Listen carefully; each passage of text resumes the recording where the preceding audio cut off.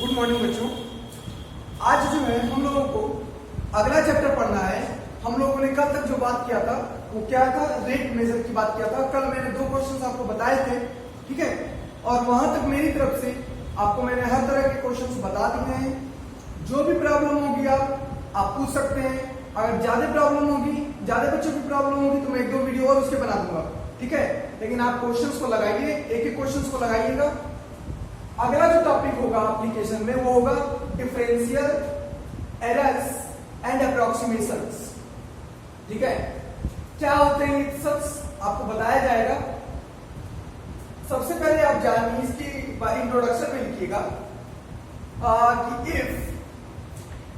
if y is equal to fx be a real valued function। पूरे calculus में real number की बात होती है, रियल वैल्यूड फंक्शन होना चाहिए हर जगह। ऐसा फंक्शन जिसका रेंज सेट रियल नंबर होता है, ठीक है, जो रियल नंबर लाइन पे डिफाइंड हो। If y is equal to fx be a real valued function then we know that, तब हम ऐसा जानते हैं पिछले चैप्टर में रेट मेजर से कि delta y upon delta x जो होता था वो क्या होता था, चेंज होती थी y में x के चेंज होने के साथ साथ। और dy बाई dx जो होता था वो क्या होता था, इंस्टेंटेनियस चेंज। आपको मैंने बताया था कि कंसीडरेबल चेंज होता है, एक पॉइंट से दूसरे पॉइंट के बीच में चेंज होता है, फाइनल माइनस इनिशियल। लेकिन इसमें क्या होता है, फाइनल और इनिशियल के बीच में हर एक पॉइंट पर चेंज को मेजर किया जाता है, ठीक है। इसका मतलब बहुत स्मॉल डिस्टेंस पर भी इसको मेजर किया जाता है। This is small change, this is large change, okay. तो इसको क्या कहते थे, instantaneous rate of change of y with respect to x। और ये दोनों आपस में इक्वल होते थे। कब, जब हम इसमें लिमिट लगा देते थे और कहते थे कि जो x होगा उसमें बड़ी स्मॉल चेंजिंग होगी, x delta x tends to 0, क्योंकि डेल्टा x टेंड्स टू 0 बहुत स्मॉल चेंज होने पर y में क्या चेंजिंग हो रही है, उसी को कहते हैं instantaneous change of y with respect to x। ये आपने पढ़ा है, ठीक है। अगर हम लिमिट को डालते तो क्या दोनों इक्वल होंगे? नहीं, इक्वल नहीं होंगे, ठीक है, इक्वल नहीं होंगे। कुछ ना कुछ उसमें हल्की सी एरर्स आ जाती हैं। आपको पता है ये कंसीडरेबल चेंज है, ये इंस्टेंटेनियस चेंज है, ये दोनों बराबर कब होंगे, जब लिमिट लग रही है। और लिमिट वेरी स्मॉल क्वांटिटी की होती है, डेल्टा x टेंड्स टू 0। आपको पता है कि लिमिट जब लगाते थे तो हम लोग एग्जैक्टली 2 पर नहीं पहुंचते थे, 1.999 तक पहुंचते थे। वो स्मॉल वैल्यूज को कंसीडर करता है लिमिट, ठीक है। तो ये आप जानते हो पिछले रेट मेजर की डेफिनेशन से और डिफरेंशिएशन की डेफिनेशन से आप जानते हो। लेकिन जब हम लिमिट लगा देंगे तब क्या होगा, जब हम लिमिट लगा देंगे तो ये आपस में इक्वल नहीं होगा, ठीक है। क्या होगा, इसमें कुछ या तो ज्यादा आएगा या तो कम आएगा इसके इक्वल होने के लिए। ये दोनों आपस में इक्वल नहीं होंगे जब हम लिमिट हटा देंगे तब, ठीक है। हो सकता है इसकी वैल्यू से स्मॉल वेरिएट कर जाए। आपको पता है ना कि हम एग्जैक्टली 2 पर नहीं पहुंचते थे, 1.99 पे पहुंच सकते थे, 2.001 पे पहुंचते थे, लेकिन एग्जैक्टली 2 पर नहीं आते थे।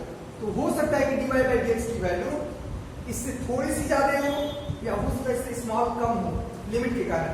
तो वो स्मॉल वैल्यू को कौन रिप्रेजेंट करेगा, एप्सिलॉन जोड़ देंगे और वो एप्सिलॉन को कहेंगे कि ये बहुत स्मॉल क्वांटिटी है, ठीक है। Epsilon is very small quantity, where epsilon is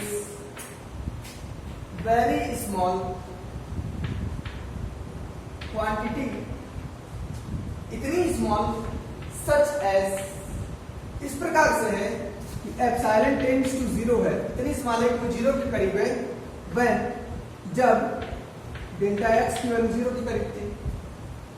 इसी के कारण ये वैल्यू आ रही है। और ये वैल्यू प्लस क्यों हो रही है, ये वैल्यू प्लस इसलिए हो रही है क्योंकि हमने लिमिट हटा दिया है, और लिमिट हटा दिया है तो इसका मतलब कि ये वैल्यू इक्वल नहीं है, उसमें कुछ या तो ऐड होगा या तो सब्ट्रैक्ट होगा, इसलिए मैंने इसमें एप्सिलॉन को ऐड कर दिया, ठीक है।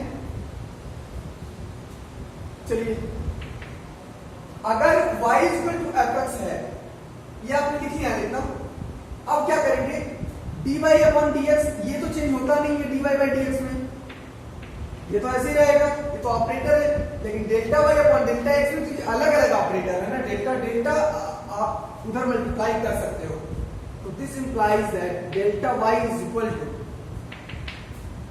dy by dx plus epsilon के साथ हो जाएगा डेल्टा x अंदर मल्टीप्लाई होगा तो हो जाएगा dy by dx into delta x plus epsilon into delta x और ये हो जाएगा डेल्टा y।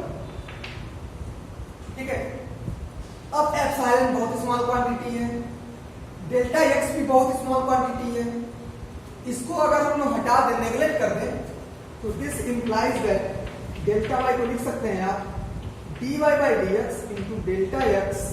ठीक है, इसको हटा देंगे तो आप लिखेंगे इसके इक्वल है ना, इसको हटा दिए तो आप लिखोगे अप्रोक्सीमेटली। ठीक है, तो डेल्टा y की जो वैल्यू होती है वो अप्रोक्सीमेटली इक्वल होती है किसके, dy बाई dx और into delta x। Delta y की जो वैल्यू होती है वो कितनी होती है, dy बाई dx और डेल्टा x के प्रोडक्ट के अप्रोक्सीमेटली इक्वल होती है, न कि पूरी इक्वल होती है। ठीक है, इसको नोट कर लो, बहुत इंपॉर्टेंट फार्मूला है और इसी फार्मूले से आपका इस चैप्टर का क्वेश्चन सॉल्व होगा। हो गया, तो ये आपका क्या था, इसको कहते हैं डिफरेंशियल। क्या कहते हैं, दिस इज डिफरेंशियल, और ये हो गया आपका डिफरेंशियल, और ये अप्रोक्सीमेटली मतलब हो गया कि अप्रोक्सीमेटली इक्वल होता है। This is rate of change of y is equal to approximately equal to instantaneous rate of change of y and small and change in x, instantaneous change of y with respect to x and change in x के product के बराबर होता है change in y। ठीक है, ये आपका differential और अप्रोक्सीमेशंस था। इसमें आप नोट करेंगे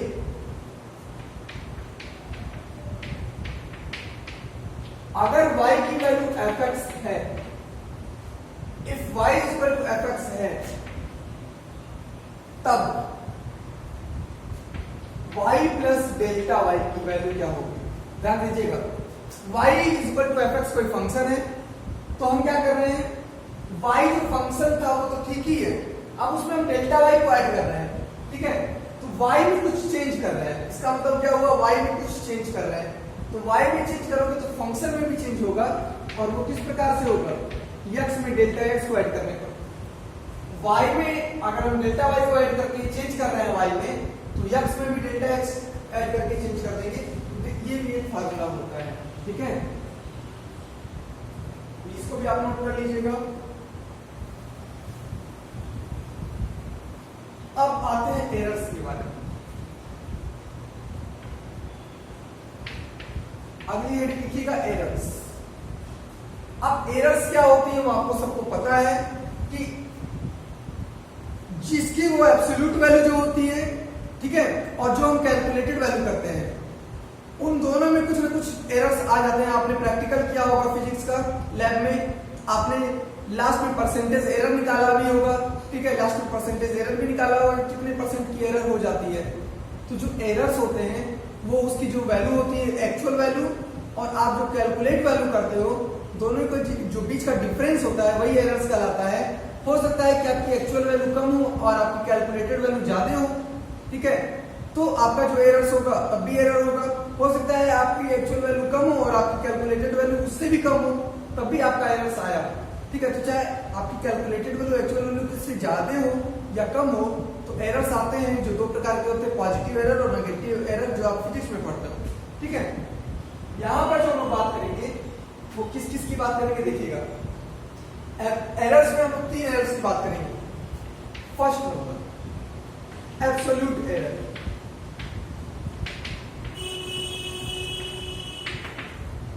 एब्सोल्यूट एरर क्या होता है? An error delta x is called absolute error in x। Delta x का मतलब हुआ कि कितना चेंज हो गया, जो आपने अभी अप्रोक्सीमेटली वैल्यू निकाली थी ना डेल्टा y, उसी को जो x होता है उसमें अगर हम डेल्टा लगाते हैं तो क्या चेंज कर रहे हैं, that is final minus initial को क्या कहते हैं, एब्सोल्यूट एरर, है ना। दूसरी बात आपकी relative error.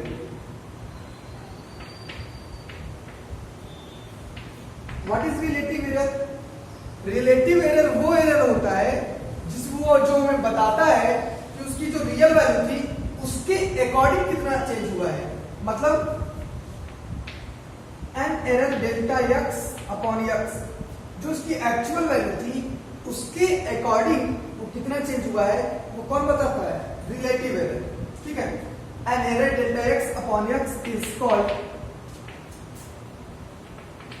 Relative error in x। और जो थर्ड होता है वो होता है परसेंटेज एरर। क्या होता है, परसेंटेज एरर। परसेंटेज एरर क्या करता है, रिलेटिव एरर ही होता है परसेंटेज एरर, बस परसेंट में उसको कन्वर्ट करता है, ठीक है। तो an error delta x upon x into 100 is called percentage error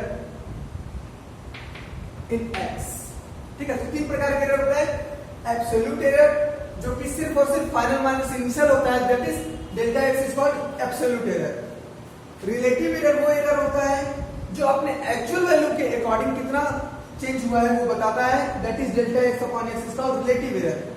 percentage error क्या होता है, ऐसा एरर जो परसेंट में बताता है कितने परसेंट का एरर हुआ है, वो परसेंटेज एरर कहलाता है, जिसको इस प्रकार से कैलकुलेट करते हैं। ओके, इसको नोट कीजिए।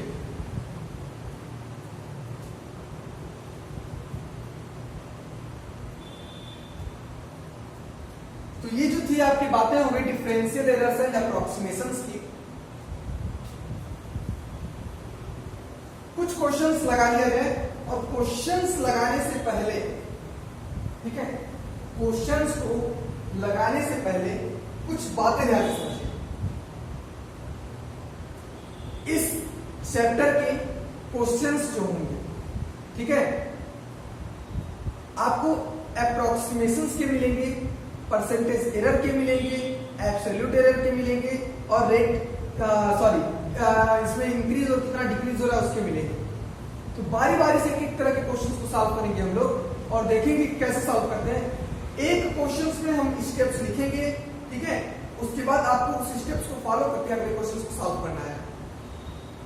चलिए देखिएगा, क्वेश्चन लिखिए।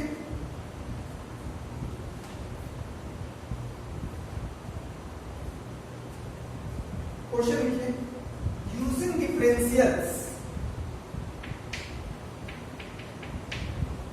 Using differentials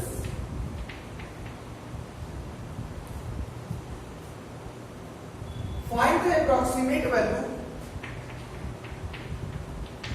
find the approximate value of following।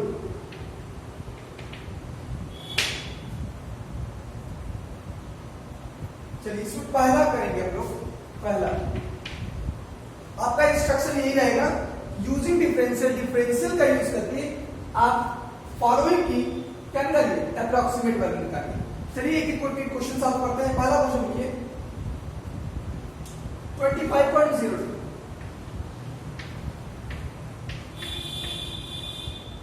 देखिए ये भी एप्लीकेशन है।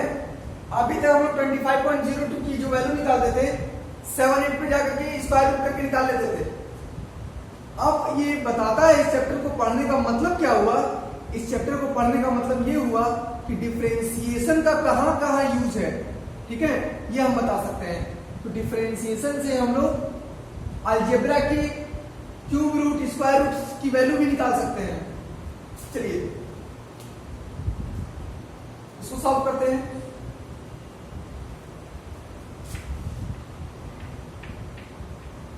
देखिए सबसे पहली बात, आप सबसे पहला जो स्टेप होता है, पहले वाले में मैं स्टेप लिख रहा हूं, ठीक है।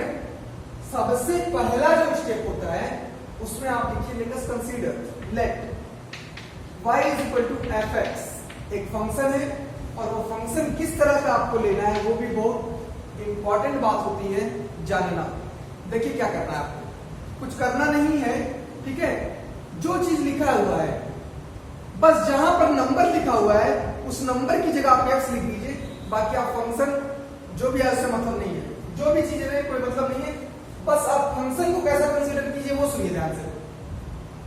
पहला step let y equal to fx और वो फंक्शन कैसा होगा, नंबर की जगह बस आप x लिख दीजिए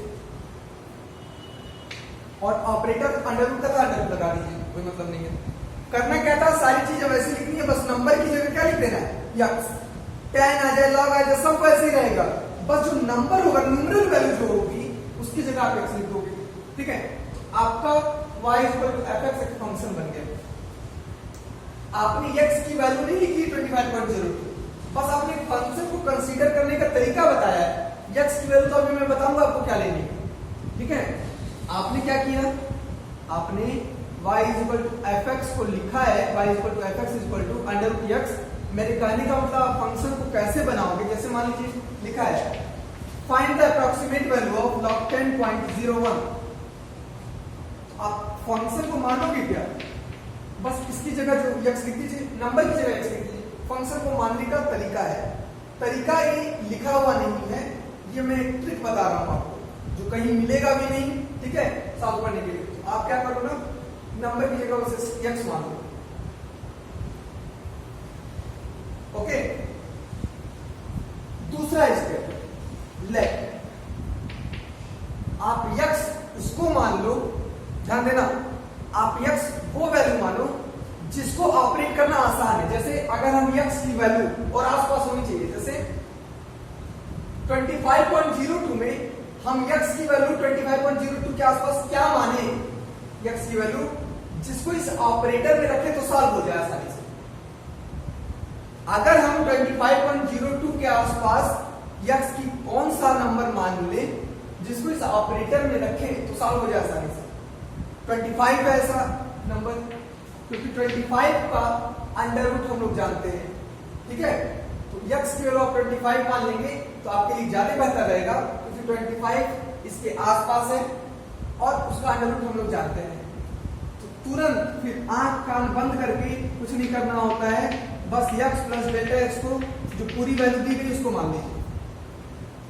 जैसे ही आपने फंक्शन माना इसको भूल जाइए क्या है, अब आप x की वो वैल्यू मानिए जिसको ऑपरेट करना आसान है। 25 को आसान था ऑपरेट करना, मान लिया। अब x प्लस डेल्टा x तुरंत मान लीजिए उस पूरी वैल्यू को जो लिखा हुआ है।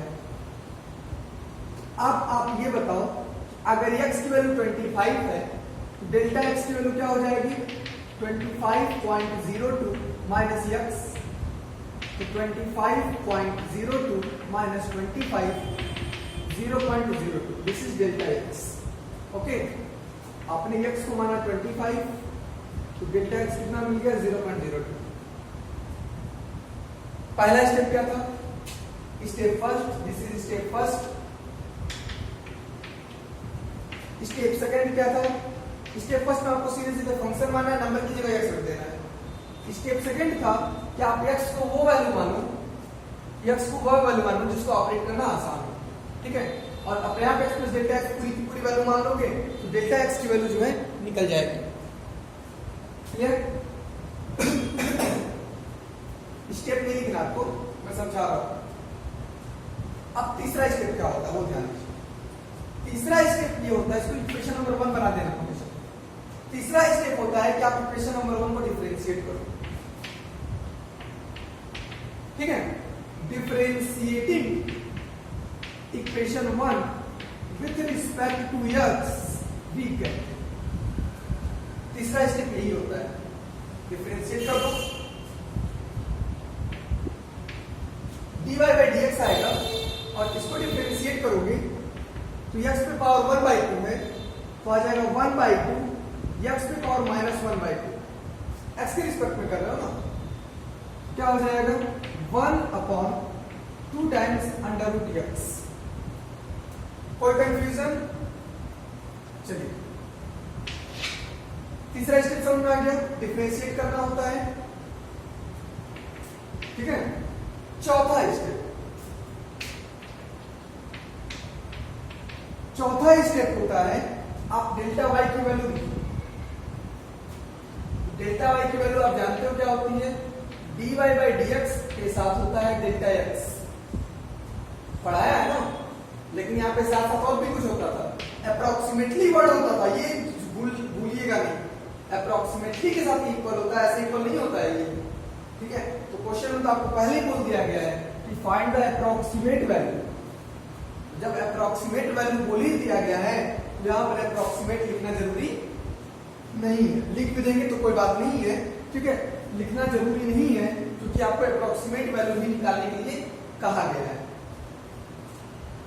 चलिए देखिए, dy बाई dx कितना है, 1/2 अंडर रूट x और डेल्टा x, इसकी वैल्यू निकाल लीजिए। 1/2 अंडर रूट x करोगे तो under root x under root करोगे तो 25 है अंडर रूट में, और डेल्टा x की वैल्यू कितनी आएगी, 0.02, ठीक है। तो ये कितना हो जाएगा, 5 2 10, 0.02 अपॉन 10 मतलब 0.002, किसकी वैल्यू, डेल्टा वाई। ओके, अब पांचवा स्टेप जो होगा, जो सबसे इंपॉर्टेंट स्टेप है, वो देखिए क्या होता है। इसको हटाया जाए। पहला स्टेप, नंबर को हटा करके सीधे सीधे y equal to f x equal to number को हटा कर x लिख दीजिए। दूसरा स्टेप होता है कि आप x की वो वैल्यू लीजिए जिसको ऑपरेट करना आसान हो, तो और बाकी सारी जो पूरा लिखा होता है उसको x में डेल्टा x लिख दीजिए, डेल्टा x की वैल्यू निकल जाएगी। तीसरा स्टेप होता है जो आपने फंक्शन लिया था उसको डिफरेंशिएट कीजिए। चौथा स्टेप होता है फार्मूला रख करके बस आप उसकी वैल्यू को कैलकुलेट कर लीजिए। और जो पांचवा स्टेप होगा वो देखिए क्या होगा।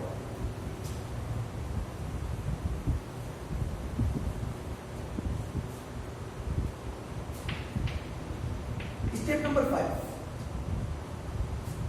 स्टेप नंबर 5 लिखोगे आप y प्लस डेल्टा y, क्या लिखोगे, y प्लस डेल्टा y की वैल्यू आप जानते हो, या फिर ऐसे लिख लो,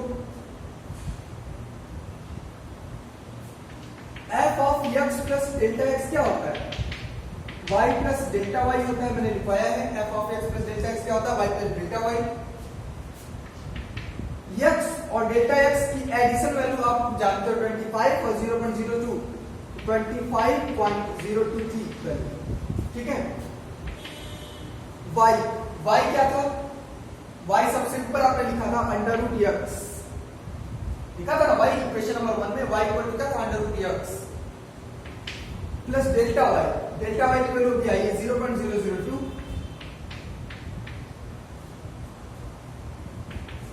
x की वैल्यू कितनी थी, 25 प्लस 0.002, 25 की वैल्यू होगी 5 और 5 के 0.002 जोड़ दोगे तो क्या आ जाएगा, 5.002। और आप अभी आपने वहां लिखा था पहले इक्वेशन में y is equal to f x is equal to under root x, लिखा था ना। तो अब यहाँ पर जो देखिए f ऑफ x की जगह f के अंदर क्या है, 25.02 आया है, तो यहाँ पर भी आप अंडर रूट के अंदर क्या रख दोगे, 25.02, क्योंकि f के अंदर x है, अंडर रूट के अंदर x हो गया, तो यहाँ पे f के अंदर 25.02 है, अंडर रूट के अंदर हो जाएगा 25.02, ठीक है। तो यहाँ पर आ जाएगा और 25.02 इक्वल टू 5.002, तो आपने इस प्रकार से कैलकुलेट कर लिया 25.02 का स्क्वायर रूट, जो कि कितना आएगा, 5.002, था ना आसान, ठीक है। इस प्रकार से आप आसानी से कैलकुलेट कर लोगे बिना अलजेब्रा के रूल्स को फॉलो करते हुए। और इससे एक फायदा ये भी होता है कि सिर्फ आप स्क्वायर रूट ही नहीं, cube root, fourth root, fifth root, sixth root, मतलब 1/6, 1/7, 1/8, 1/9 एनी पावर आप कैलकुलेट कर सकते हो using differentials. This is the requirement, इसको नोट करें।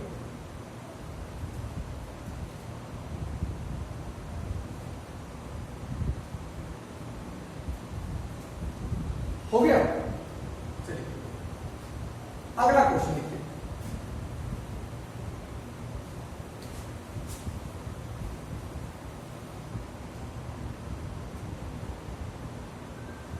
अगला क्वेश्चन लिखिए 0.007 1/3 0.007 1/3। ठीक है, सबसे पहले क्या करते हैं, let y is equal to fx, और हमने बताया था कि नंबर की जगह बस x रख दीजिए, तो नंबर है आपका ये x रख दिया नंबर की जगह और उस पर पावर है 1/3। क्या बताया था, जिसका जो नंबर हो बस उस नंबर की जगह आप x रख दीजिए, बाकी जो ऑपरेटर 1/3 ऑपरेटर है आप 1/3 ऑपरेटर लगा दीजिए। Equation number 1। दूसरा स्टेप क्या बताया था, आप x की वो वैल्यू मानिए जिसका 1/3 पावर निकालना आसान हो। आप बताओ, अगर हम 0.008 0.007 के आसपास होना चाहिए, तो 0.007 के आसपास ऐसा कौन सा नंबर है जिसका 1/3 पावर निकालना आसान है, तो आपका जवाब होगा 0.008। इसका 1/3 पावर निकालना आसान है, क्यों, क्योंकि जैसे आप इसका 1/3 लिखोगे तो ये कुछ और नहीं है, ये लिखा है 8 × 10 पे पावर -3 पे पावर 1/3, तो ये हो जाएगा 8 पे पावर 1/3 और 10 पे पावर -1। 8 पे पावर 1/3 का मतलब 2 और 10 पे पावर -1 आ गया, तो ये हो गया 2 × 10 पे पावर -1 मतलब 0.2। x वो वैल्यू लेनी है जो इसके करीब हो और जिसका 1/3 पावर निकालना आसान हो, तो x की वैल्यू क्या ले लेंगे 0.008। ओके, क्योंकि इसका 1/3 पावर निकालना क्या है, आसान है। एंड तब जो बची हुई पूरी वैल्यू है, जो पूरी वैल्यू है आप उसको क्या लोगे, x प्लस डेल्टा x लोगे, तो क्या आ जाएगा 0.007। इस केस में आपको क्या मिल जाएगा, delta x is equal to 0.007 minus x, और x का वैल्यू है 0.008, तो यहां से आ जाएगा -0.001। ठीक है, अब तीसरा स्टेप होता था differentiating first with respect to x। We get, differentiate कर दीजिए, तो dy by dx is equal to, differentiate करोगे तो क्या मिलेगा 1/3 x पे पावर 1/3 - 1 -2/3 मिला। चलिए अब क्या करते हैं, नाउ डेल्टा y की वैल्यू निकालते हैं, कैसे, dy by dx into delta x के साथ। फॉर्मूला जानते हैं ना, यहाँ अप्रोक्सीमेटली होता है, लेकिन अप्रोक्सीमेटली वैल्यू ही निकालनी है तो लिखने की बहुत ज्यादा जरूरत नहीं पड़ती है, और लिख भी लेंगे तो कोई दिक्कत नहीं है। चलिए dy बाई dx की वैल्यू है 1/3 x पे पावर -2/3 और डेल्टा x वैल्यू रख दीजिए 1/3, x की वैल्यू कितनी है 0.008, पावर है -2/3 और डेल्टा x की वैल्यू कितनी है -0.001। ठीक है, तो 1/3 इस पर आते हैं, ये 0.2 का क्यूब लिखा है, 0.008 0.2 का क्यूब है और इस पर पावर है -2/3 और ये है -0.001, तो यह आ जाएगा 1/3, 3 से 3 पावर कैंसिल होगा, 0.2 पे पावर -2 आ जाएगा,